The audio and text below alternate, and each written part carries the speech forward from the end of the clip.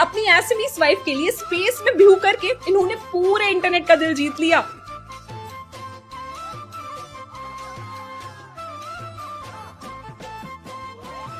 Michael फिंके, जिन्हें लोग असम का दामाद भी कहते हैं क्योंकि इनकी वाइफ रेनिता होइकिया असम की है, जिनके लिए इन्होंने इंटरनेशनल स्पेस स्टेशन में बिहू किया। क्योंकि असम में रोंगाली या बोहाग बिहू का सीजन है, जो नए साल और नई एनर्जी का प्रतीक है। ऐसा माना जाता है कि बिहू का नाम बिसु या विशु वर्ड से आया, जो नॉर्थ ईस्टर्न कल्चर में सीजनल सेलिब्रेशन को रिप्रेजेंट करता है।